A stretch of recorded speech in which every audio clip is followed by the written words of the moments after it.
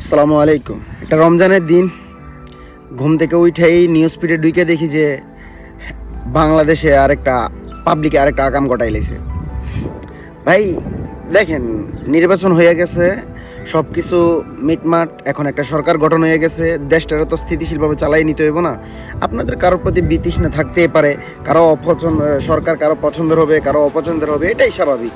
কিন্তু যারা মেজরিটি দিছে তাদের যেভাবেই হোক, একটা সরকার তো এখন গঠন হয়েছে না, সরকার তো এখন আছে বর্তমানে।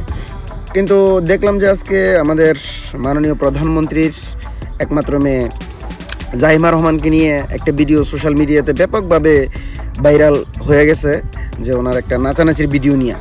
আবার দেখলাম যে কেউ কেউ বলতেছে যে এটা ফেক অরিজিনাল, সেটা নিয়ে আমি কথা বলতেছি না। আমি বলতেছি যে স্মার্ট শেমিং করতেছে একটা মেয়েকে।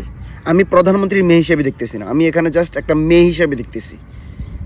কোনো নারীকে বা কোনো মেয়েকে যেভাবে একটা স্মার্ট শেমিং করা হইতেছে ভিডিওতে, মিডিয়াতে, সোশ্যাল মিডিয়াতে, এটা কিন্তু ঠিক না।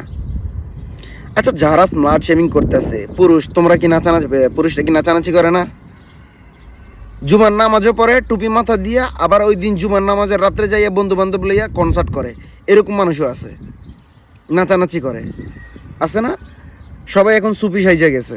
জাহিমা রহমান বড় হয়েছে দেশের বাইরে, আমেরিকাতে বড় হয়েছে, লন্ডনে বড় হয়েছে, সেখানকার কালচার, কি বলে যে ইউরোপিয়ান কালচার, যে যে জায়গায় বসবাস করে ওই স্থানের বা ওই পরিবেশের সাথে খাপ খাওয়াই নিতে হয়, এটা স্বাভাবিক। আমরাও দেশে ছিলাম, দেশের চলাফেরা একরকম ছিল, এখন বাইরে আছি, বাইরের চলাফেরা আরেক রকম। তো ভাই, যা কিছুই হোক, সবাই ঘরে মা বোন সবারই আছে। আমরা একজন নারী হিসাবে দেখি এভাবে স্মার্ট শেমিং করা উচিত না, এভাবে নোংরামি না কইরা গঠনমূলক সমালোচনা করা উচিত, সে যেই ব্যক্তিই হোক।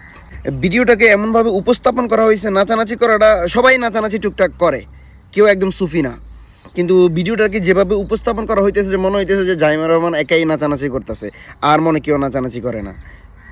টিকটকে ঢুকলে দেখুন যায়, ঢুকে দেখেন তো ওইগুলারই কি বলবেন। আর একজন ব্যক্তি বা একজন নারীকে এভাবে স্মার্ট শেমিং করা উচিত না, সে যেই হোক না কেন, হোক কোনো প্রধানমন্ত্রীর মেয়ে কিংবা হোক কোনো ছোট ঘরের মেয়ে।